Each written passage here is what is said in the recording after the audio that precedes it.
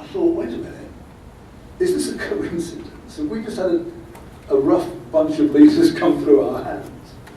Although they've been remarkably senior, run big multinational corporations right at the top.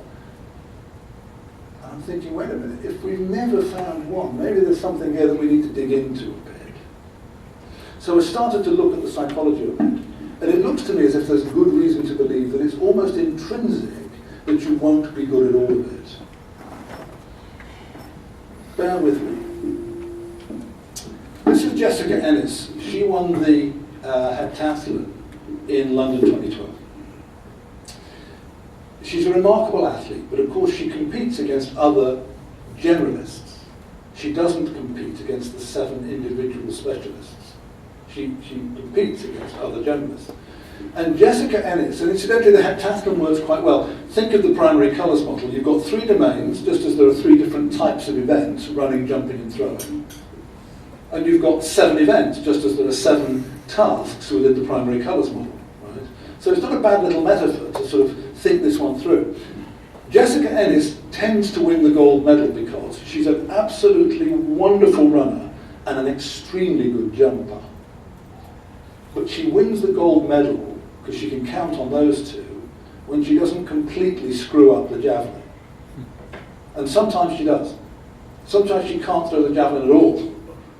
And when she gets to that position, she gets disqualified or gets no points or whatever it may be, and she doesn't win. But when she does a halfway decent javelin throw, she tends to win because she's so good at the other events. Now, it's no coincidence that she's not equally good across the board. And that's because if you're going to jump really well, you've got to build up the bottom part of your body and keep the top part of your body as light as you can, because you've got to propel all of your body with your legs over the bar. If you're built like me, above the waist, she's not going to jump very high. Even if her legs are reasonably strong, it's got to do so much more work. And yet, if you want to put the shot or throw the javelin well, have you seen the people who do that? They look like the gorilla. So she's chosen a strategy that says, I'm going to be an exceptionally good runner, a pretty good jumper, and I'll see if I can just about scrape by in the throwing events. That's her strategy for winning. And it's as if we need a strategy like that as leaders. We've got to figure out which of the domains are we going to excel at. Which one are we going to stretch to? And then the third one, it's a wing and a prayer really, or maybe help from others. Another way to think about that is the way Gallup think about it. Gallup in 2008 published a book that represented something like 30 years of consistent research about leaders and leadership worldwide, just about every country on earth. And they said, as one of their summary statements, the best leaders are not well-rounded, but the best teams are. That's really rather important. Deborah Ancona from MIT and her colleagues put a nice article into the Harvard Business Review of 2007 called In Praise of the Incomplete Leader. And they said this: rarely will a single person be skilled in all areas. That's why it's critical that leaders find others who can offset their limitations and complement their strengths. Those who don't will not only bear the burden of leadership alone, but will find themselves at the helm of an unbalanced ship. In Argentina, they have a saying, don't try to be a duck that can walk, fly and swim, but none of it very well. But you get the idea. It's the effort to try and be good at all of it that makes us compromise and makes us, in a sense, almost inevitably mediocre at all of it. So we need a different way of thinking about not only leadership, but how to develop them. And this diagram might give us a hand. Proposition 3. It's to do with how personality and experience combine to create strengths and limitations that we know what to do with. Now, I mentioned in the primary colours model a task called planning and organising. Now, in personality, there is a personality variable called conscientiousness, part of what's called the Big Five model of personality, which is kind of where the state of the art of personality theory is at the moment. Conscientiousness includes things like people who are systematic and methodical, self-disciplined, highly responsible, want to do a good job. You can imagine if you've got those variables, if you've got those attributes, you might imagine that it would help you in your planning and organising, right? Systematic and methodical, want to do a good job, take your responsibilities seriously, self-discipline. That should be, it equals probably quite good at planning. So if you are quite good at planning, and that's your personality profile, it's what I want to call a natural strength. It's natural because you've been dealt the cards, you've learned how to play them, no problem. But some people have been dealt the cards but haven't learned how to play them. In other words, they're conscientious, but they haven't learned the skills of planning and organising. That's a limitation because they haven't learned it, but let's call it a potential strength, because that's one we can do something about. If you find that the person in front of you is 7'2" and quite athletic, well, if they don't yet how to play basketball, let's get them on the court quite quickly, because that ought to work, right? That's a potential strength. They might not know the game at all, but wouldn't it be good to start there? Now, it may be that they're 5'8", and they have learned how to play basketball, but boy, have they got to keep working at it. Because it's a strength, but it's a fragile strength. So take it back to the planning and organising. This is the person who's learned how to plan and organise, but they're not very conscientious. So if they don't keep it up, the lack of conscientiousness is going to keep taking them like a gyroscope onto the natural course, which is not to be very organised and disciplined. Yes? So the planning and organising is fragile, and they've got to keep it up. And then, of course, in the fourth area, you've got people who are neither conscientious, nor have they learned how to plan and organise. You're looking at one, and that's what I want to call not just a limitation, but it's a resistant limitation. Now, when I put the next four bills, you'll understand why I want to say this to educators. The traditional approach to education is to say, let's work on your limitations. And I want to say, let's work on some of your limitations. We'll work with your strengths. You can get world class at that. Your development plan is to work on your potential strengths and your fragile strengths. These because it's low-hanging fruit. These because you'll always be working at those. The 5'8" basketball player's got to keep training like mad because it's not their natural game. And with these, we need a different kind of solution. And I'll give you a very human illustration of this. I had a group of about 40 Deloitte partners in the room one day in Oxford. So these are all men and women between the ages of about 35 and 55. They earn a stack of money, and they're very smart. And I asked them, give me a show of hands. I said, how many in your last performance appraisal were told that you needed to work on something that if you looked back at your high school record, you were told to work on there as well? Half the group put their hands up. I said, shall we stop now? Let's stop now. There's one guy, 55, put his hand up. I said, you've been working at that? I said, for 35 years. Any progress? No. I said, right, stop. This is me in planning and organising, or Woody Allen's psychotherapy. This is no progress. So we need a different kind of solution. Now, wouldn't it be wonderful if I could say, I don't do planning? Well, I can't, because I cannot be shambolic. I've got to be organised, otherwise Sean will tell me off. And I've got to be organised. If I'm sitting where you are, I've got to make sure that I hand in my class registers. It's not acceptable not to. There's no point saying, I don't do planning. I'm an academic, I have high thoughts. There you go. Gene's going to say, give me the paper. And quite rightly. But my solution is to find a work-around solution. So now I have people in my team who are there for one reason more than any other, and that is to do the planning and organising, to be in charge of the planning and organising.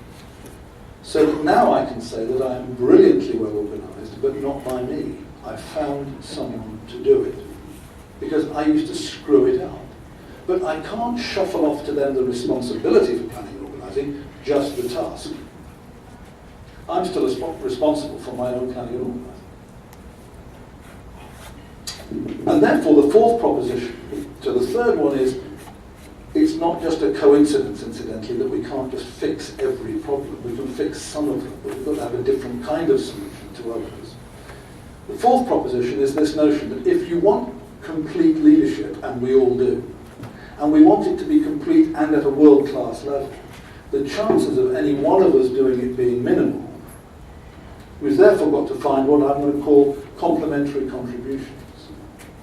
So I need someone whose natural strengths sit right in the area of my resistant limitations.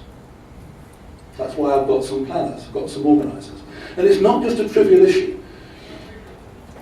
British Telecom spun off its cell phone company in about 2002 into a company, a separate company called BT Cellnet. And BT Cellnet was heralded throughout the UK as being a total dog of a company. And it was destined to die quickly or get taken over. Because its service was poor, its network coverage was poor, its tariffs were not competitive, its customer base was dwindling.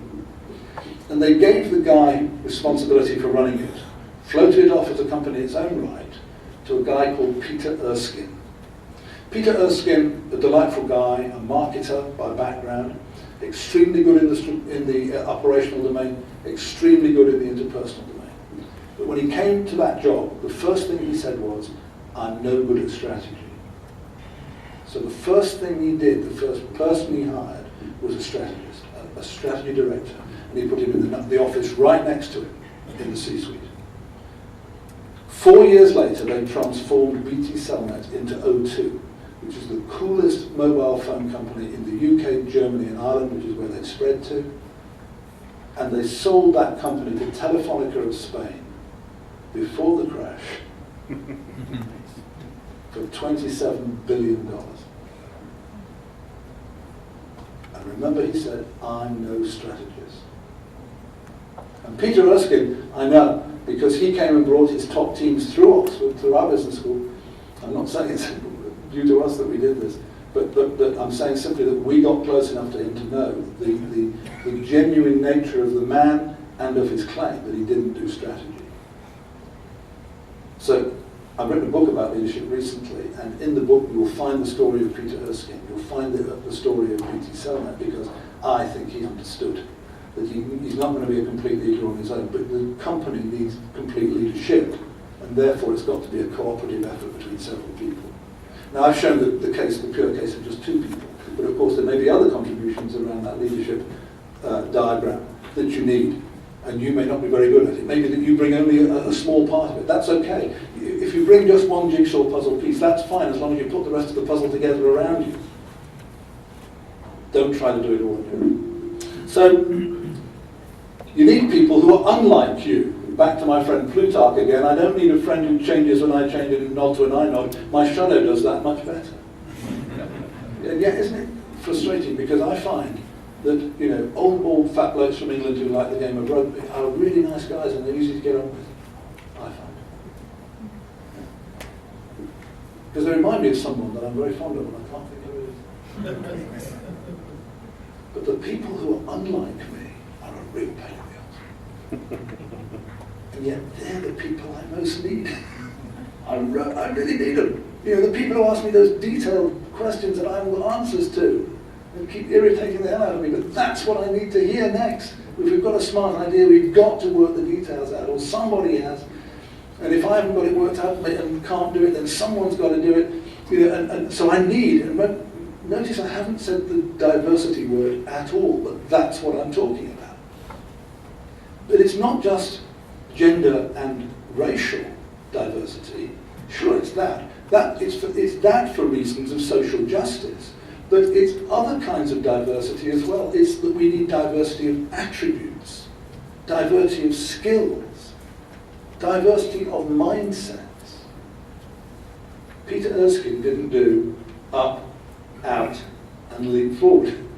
He did in, down, and along. So he put the guy with the leaping forward, up and out mindset in the next door office so that they could do both. And they talk to each other daily. to make sure that both were tied together. So that's my approach to leadership, and that's what I teach.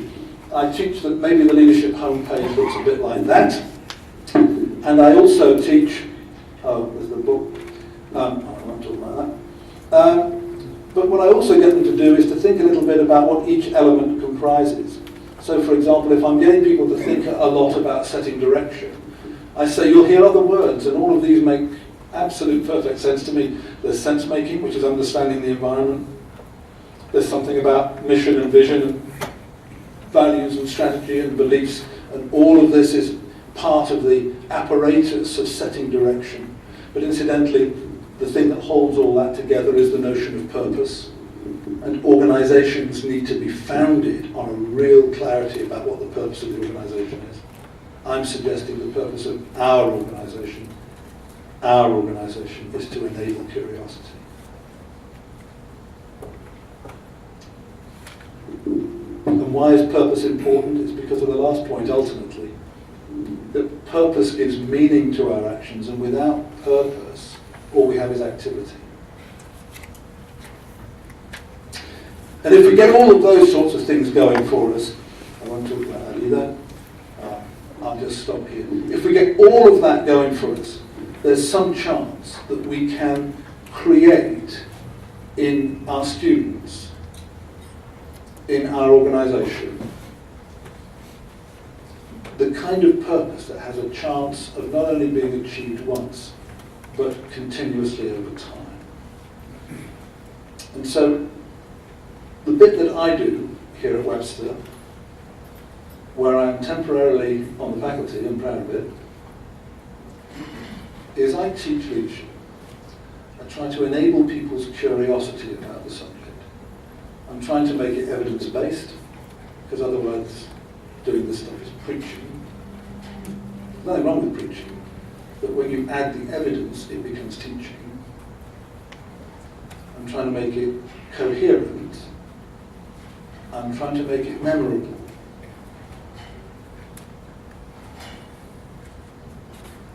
And that's it.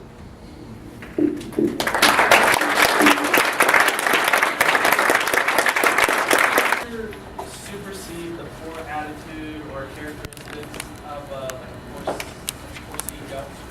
In other words, if you want to do your best job as a manager or leader, and you've got someone above you who's absolutely screwing things up royally, what do you do? My own belief is that we need to hold in mind an image of someone holding an umbrella. You know? We can be dry, but I'm holding the umbrella. In other words, what I don't want people to do, the answer to the question is not, oh, well, of course, if you're not being led well, then you can't lead well either. I want to say, no. Leadership, I often have fun with people. They will ask me questions like, what do I do about my boss? My boss is a terrible leader. My boss won't give me the mandate to lead. And I would say, oh, I'm sorry, I misunderstood. The follower's course is next door. This is the course for leaders. I'm really sorry. So what I would say is, look, leadership is about leading. It's about taking the initiative and doing the things that you believe to be right. If the boss isn't doing those things, then yes, it's going to undermine what you're doing a lot. It's not going to stop you. It's not going to stop you. Let me tell you something, a true story. I told a couple of people, my cousin Carol is an elementary school teacher, and yet she took the most bold. What's wrong with your ears? Oh, I'm really sorry. I'll get you. My cousin, my cousin Carol is an elementary school teacher, and she comes from the most unusual family because her father was one of 13 children. There wasn't television, that's it. So they only had, his favourite party line was, my parents only had 13 children the moment they figured out what was causing them. But he was one of 13. And he got Alzheimer's disease. And my cousin Carol was driving through Nottingham listening to the car radio one day when the radio doctor came on the radio and said, in answer to a question, Alzheimer's disease does not run in families, there's no genetic link.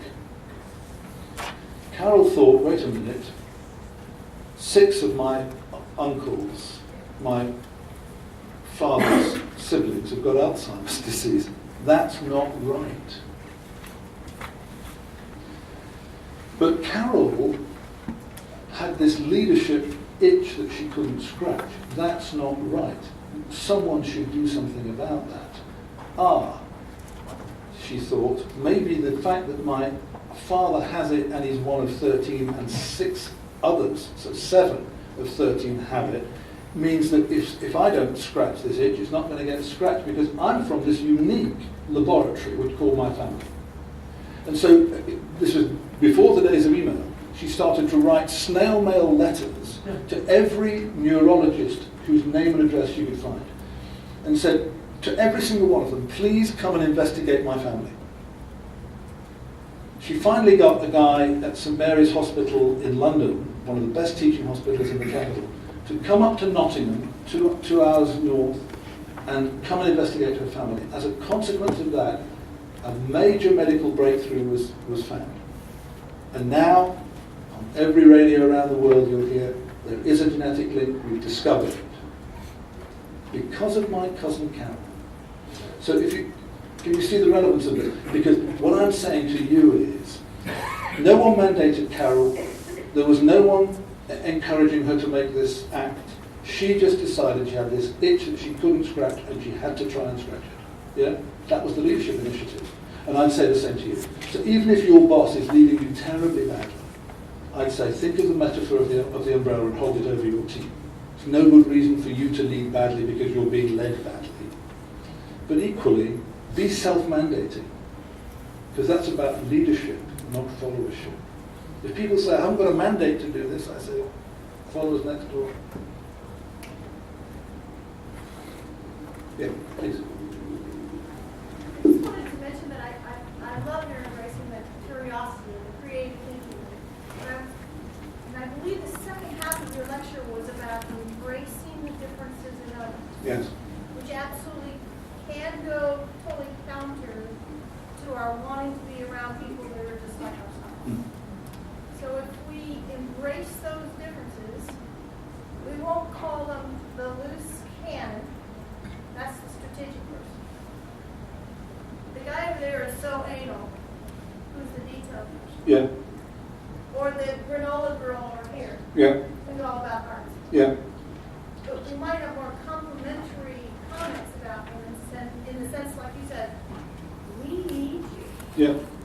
But we have, as leaders, we have to break against that urge or that human demand to have people around us that are like us. I'm with her. Yes, exactly right. I'm with you. That's exactly the only one. I'd add one word. We have to embrace, from my argument, relevant differences. Yes. Not just any old difference. And I think this is when there's a distinction to be made that we educated folks ought to be pushing out there all the time, is that there's a difference between enthusiasm and fanaticism. And fanaticism is that you've lost the subtlety of touch, because I want to say, I want to embrace relevant differences. I can respect human beings because they're just human beings. But in leadership terms, it's not any old difference that I want to embrace. It's the ones that are relevant. In other words, if I look at the model and say, if there are some people who can do other things in this model that I can't do, that's a relevant difference for me. Yeah? They might be able to do something else. They might be able to, rub their tummy and pat their head. They might be able to strike match on butter. I don't care. I'm not interested in those differences. I'm interested in these differences because these are the relevant differences for me. Is that okay? Are we still together? Absolutely. Okay.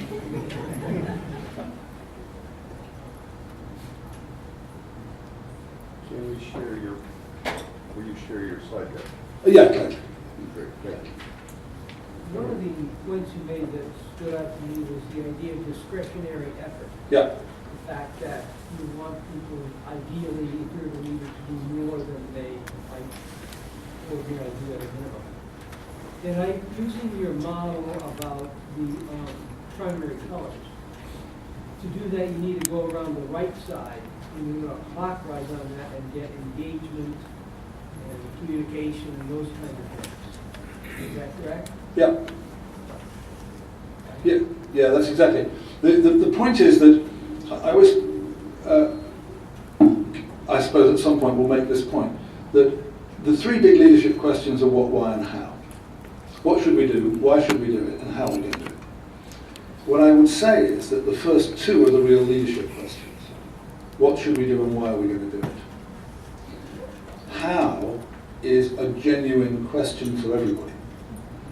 Why? Because the mores of the beginning of the 21st century are concerned with participation, partnership, building of commitment. Beginning of the 20th century, I'd have told you the how as well. Yeah. Yeah. So. You showed us that chart of, since 1950 to 2000, the different fads and business leadership analysis. And I think you said that this analysis that you're giving us is not a fad, but it's sort of the underlying template under all of those things. Or Did you see my fingers crossed?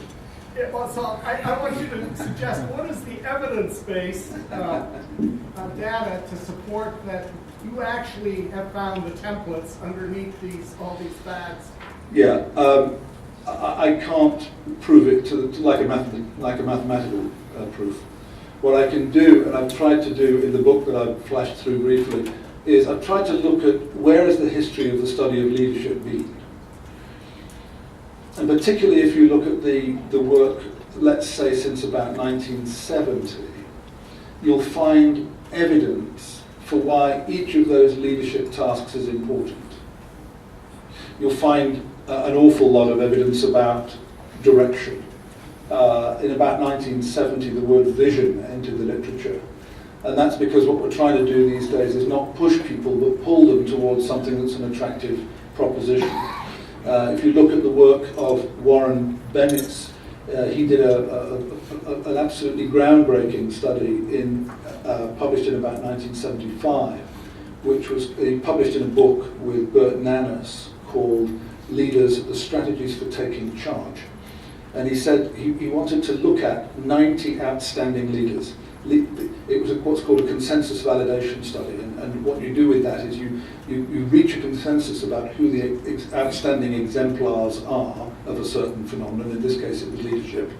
He looked at 60 from the corporate world and 30 from a rather mixed bag of public life and sports teams and all sorts of other things. And he went to interview absolutely every one of them and wrote the book about the 4 things that these outstanding leaders all did, all of them. And the first thing he talked about was all of them created a compelling vision for the future. So I'm saying, if you look at evidence, you can find evidence like the Warren Bennis, Bert Nanus stuff, nice study, really compelling. Incidentally, and the book may well be out of print, but if you can get an old copy of it, it's beautifully written. And it's very much a child of its time, 75, but it's a terrific book. It's called Leaders, the Strategies for Taking Charge.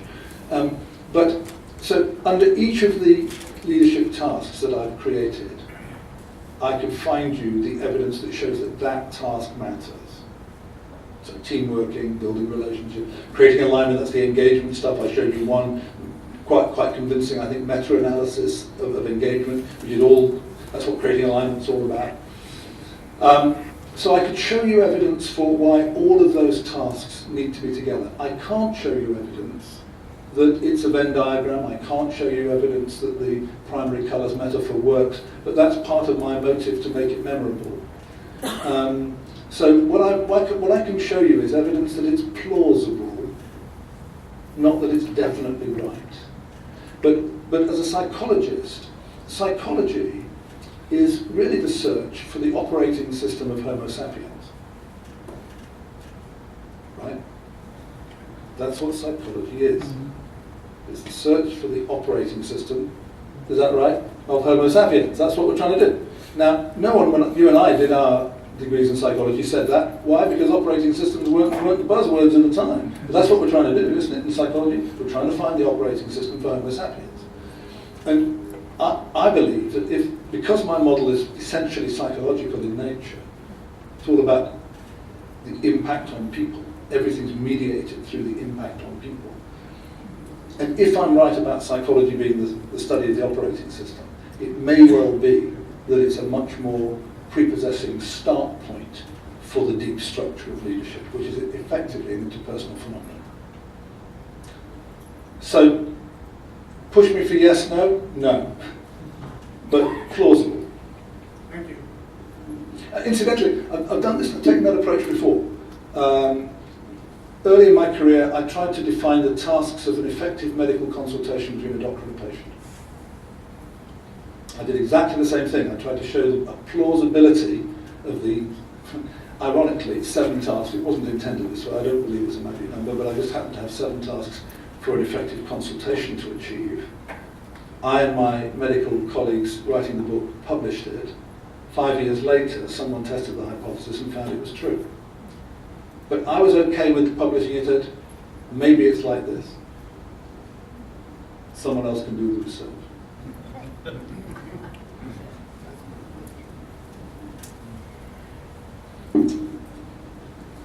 Other thoughts, comments, questions, brickbats, criticisms? Anyone want to sing a song? Lady here. Question regarding curiosity. Yeah, Talked about that in the beginning. we're curious about it too. Do you have some thoughts in applying this to creating curiosity in classroom situations? Yeah.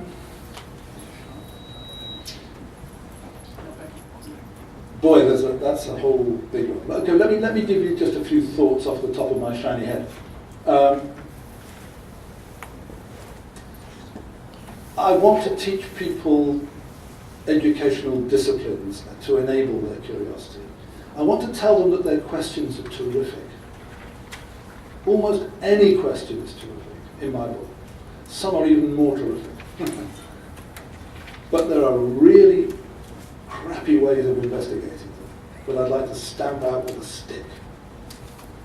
I want to teach people how to answer questions well as ask them. I want to teach them how to investigate things. I want to tell them what a level of significance means in a statistical paper. And don't confuse the term significant with important. I want to tell them that a significant difference does not mean that you've accounted for very much. It just means it's non-random. But let me tell you how to do it anyway. I want to tell you reasons why you might not find a significant difference. I want to tell you the difference between an empirical question that can be tested that way and a non-empirical question that can't. I want to teach the difference between a statement of faith and an empirical research-based question. There's room for all of them, but we need to know the difference. I got into a real deep water with my wife. This is one of the many things. I don't know how many to narrow it down to, but I got into an argument with a really good friend of mine because I wasn't paying attention. I'd had a couple of drinks. But he started to tell me that his belief was that anything that can be imagined can be done. And I said, what do you do with the laws of physics? Isn't science predicated on the fact that that there are systematic ways that we can test questions like that? That's a non-empirical question. You can't. That's a statement of faith. I'm interested in that's your faith, but don't ask me to believe it because I don't believe it. And there's no point at which we can meet on this one because I'm an empiricist.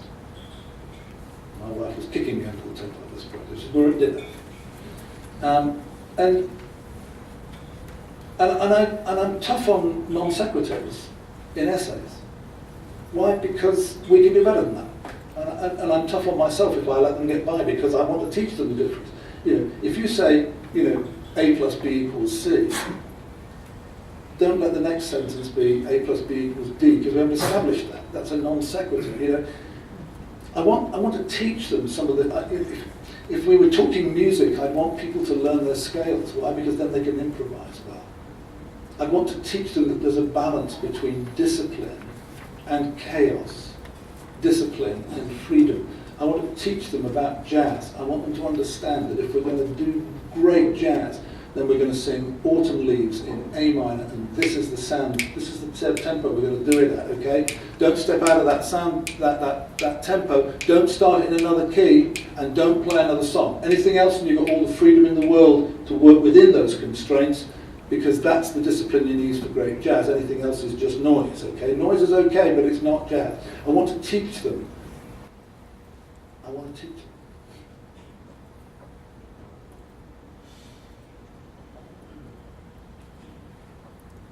David, again. Home run.